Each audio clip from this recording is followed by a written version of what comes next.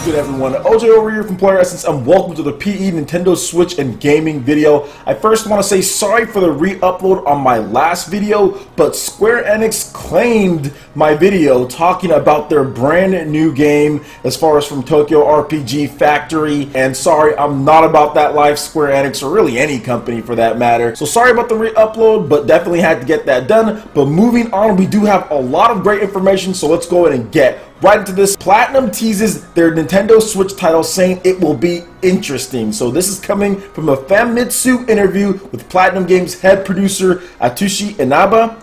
Question: how's the compatibility with Platinum Games? Inaba had to say this: I think it's good. We've also already declared we're going to participate. During the announcement event of the Nintendo Switch, there's a Platinum Games logo showing up secretly. Next question: is something happening? Inaba responds with, we're creating it, you know. I think it's going to be interesting. So he is teasing. Obviously, we've got E3 coming up in a couple of weeks, the big show. Platinum Games could be there. Platinum Games could have their title in Nintendo's E3 spotlight. We've seen it before with some of their games, and it might happen again here. But what do you guys think Platinum is developing? Could it be Bayonetta 3? We just got news about them thinking about new ideas, but that seems a little bit more off, unless they're completely bluffing in that interview. So maybe it's not Bayonetta 3, or maybe it's just the announcement of Bayonetta 3 is starting development, and then it's out at the end of next year or something like that. Or maybe it's something completely new. I think that's definitely a possibility. Platinum Games loves to create new IPs, so it could be a new IP, or potentially even do what Square Enix did when it comes to one of the older IPs of a company. So one of the older IPs of Nintendo, they could be revitalizing. Platinum Games has done that multiple times. They did it with Nier. They just did that with Nier. They did it with Star Fox as far as working on an IP that Nintendo hasn't worked on in a while. And they also pretty much saved Metal Gear Rising. So there is precedence to that. Maybe they're even working on Wonderful 101 too, but I doubt that one. But let me know what you guys think in the comment section below. What do you think Platinum Games is working on? Are they working on a brand new IP for Nintendo, a revitalized IP for Nintendo, or is it Bayonetta 3? And I'll also have a poll via Twitter. Make sure you follow me, link in the description below to where you can vote on that, and I'll talk about the results in another video. Alright, and moving on to the next article here. Nintendo Intelligent Systems developers are interested in creating a new Advance Wars. This is coming from a Eurogamer interview with Nintendo's Hitoshi Yagami. Personally, I'd love to do Advance Wars, but since it's harder to create relationships between its characters compared to Fire Emblem,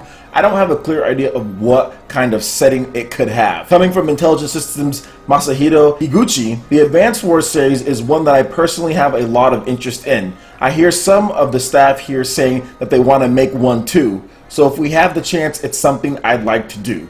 So I want to shed a little bit of light on this. Obviously, they're being positive and saying, oh yeah, we love this, but yo, it's been almost 10 years since they've had an Advance Wars. Now, there's been that Battalion Wars, and there's been some of the other things that they've done, but not quite the Advance Wars that we all know and love. And I personally feel the reason why this franchise has not been here is because of Advance Wars Days of Ruin on the Nintendo DS back in 2008, 2009, when that game was out, and the game just did not sell. The Nintendo DS had a healthy install base. There was plenty of people who had already purchased the system. It had been out since 2004, 2005, so there was plenty of sales, and that game completely tanked for the most part. I know it didn't sell well, and it was a highly publicized game for Nintendo. It wasn't like Nintendo didn't market it or didn't have anything on it. People knew it was coming, and nobody bought it. The Advance Wars fans did not show up to buy that game, although it's a very good game and it had online play. So I think that's the reason why we haven't seen this game in such a long time, just the really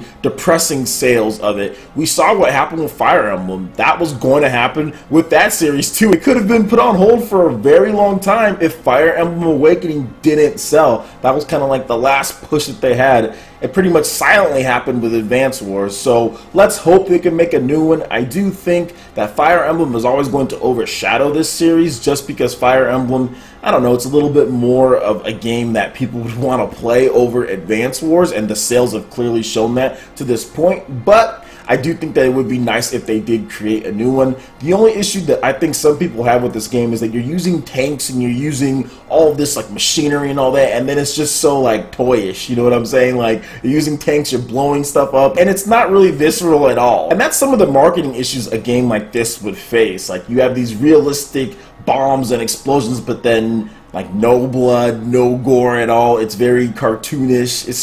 It's a weird dynamic for this type of game, and I'm not saying that's the reason why it doesn't sell. I'm just saying it's a weird dynamic to have on an HD system and all that. It would just look weird in today's day. So let's hope they can make something new, but you definitely have to have someone with a really good art direction for this game, or it's going to end up looking really weird on an HD powered system like the Nintendo Switch. Alright, and moving on to the main topic here. Fire Emblem Warriors adds twin original protagonists. Marth and Chrom are also confirmed. Plus, we have a bunch of new updates, so let's go ahead and get right into this. This is details from the weekly Famitsu magazine. So Fire Emblem Warriors will have original protagonists in the form of twin Xion and Leon. The latest issue of Famitsu Weekly revealed.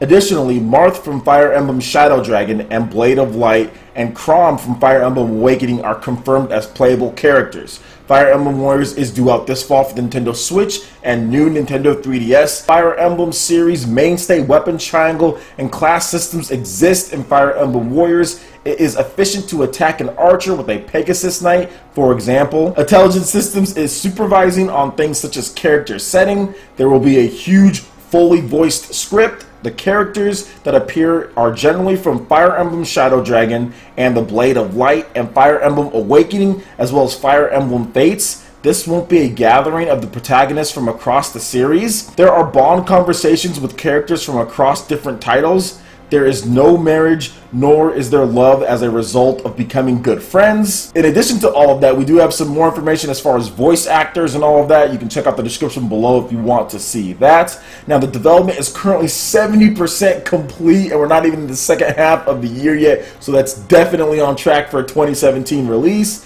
The project was in planning before Famitsu's collaboration Muso title survey. The first thing that was decided was to do a Muso game that Fire Emblem fans would enjoy. The weapon triangle, high strategy elements, and classes are a mainstay in the Fire Emblem series are in. The reason all the protagonists from the Fire Emblem games are not being included is because if they did that, everyone would be using a sword. You can switch characters while playing, so you'll be able to control various weapons and classes of characters. The number of playable characters is more than the first entry of any other Muso series collaboration. Archers and magic users will be playable.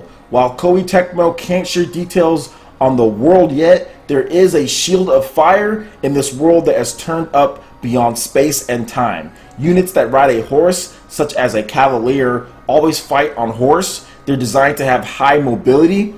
Bond conversations are being prepared as support conversations. There is a huge amount of text, including serious conversations and goofy conversations. So this was just a ton of information. Some people will probably be upset that you can't have a bunch of the protagonists from the main games. That's one of the appeal of a Fire Emblem title, is having all those different protagonists with swords. I do think those characters are going to come via DLC. So I think that they're just trying to prepare people that you don't get that at the very beginning, but there will be DLC packs from the Binding Blade and having Roy and having other characters from different ones. So I think that they just don't want to all put it in one go, then have just a bunch of sword users, but we will get those characters in future DLC packs, just like we saw various characters in Hyrule Warriors. So I wouldn't let that get you too down, outside of the fact that they're probably going to do DLC with all the other protagonists in there, and at some point we'll have a large collection of them. But from the beginning, I think there's going to be a lot more varied cast when it comes to who they put in the game and what type of abilities that you have, from magic users to archers, Pegasus Knights, all of that. You got to have a good variety of that. Otherwise, like they said, it is just going to be a bunch of sword wielders on there. So I can understand. I think it's going to come later down the road for DLC. But overall, I'm super excited about this. All of this news sounds fantastic. Original characters as far as the main protagonists, dual ones. So they're almost going a Fire Emblem Heroes type of route with a dual protagonist, which is fine. Dual protagonist, new characters, and I'm completely cool with that. The weapon triangle, all of the mainstays that you usually see from Fire Emblems outside of the marriage and stuff like that is in, which is okay. I think the marriage and stuff would be kind of weird in this type of game. It's not a full Fire Emblem title. They don't probably have the barracks and all that other stuff, so I can understand why they're going with that. But I'm excited just to see the combat, more of it, because it looks so silky smooth. They said that they're collecting characters from Shadow Dragon. We got Awakening, Fire Emblem Fates, so it is going to be more of the most popular, so Marth and his crew, and then the most recent titles in there. And like I said, I do feel that we're going to see DLC down the line for other ones, because it's just too much money to pass up. The season pass did so well for them on Hyrule Warriors. We're going to see that. So let me know what you guys think about all of this news here. Are you excited about the different characters, about the different ways that you can play in terms of the weapon triangle and all that being included into there, and the original characters? A lot of different dialogue that's going to be in there, so this game is looking good. I'm excited. Let me know what you guys think about it in the comment section below. Alright, NewZ, that wraps it up for this video here. Check out the links in the description below. Facebook, Twitter, we've got all this. Give us a follow, like on social media. It really helps us spread the content of PlayerEssence across the internet, in addition to YouTube. Also, make sure you check out our Patreon page, link in the description below. We'll be giving away a Legend of Zelda Breath of the Wild Guardian Amiibo, and we have a $10 prized eShop gift card for the winner of our Mario Kart 8 Deluxe tournament that's going down tomorrow. That's May 31st. Please make sure you check out our Patreon page and support PE Arena and PE Live right here on PlayerEssence. Also, make sure you hit that like button if you did like this video. Lets me know you guys want more content like this going forward in the future. And subscribe to PlayerEssence for the latest news, reviews, discussions, and more. Thank you so much for watching, and we'll catch you, NewZ, for the next video. Peace.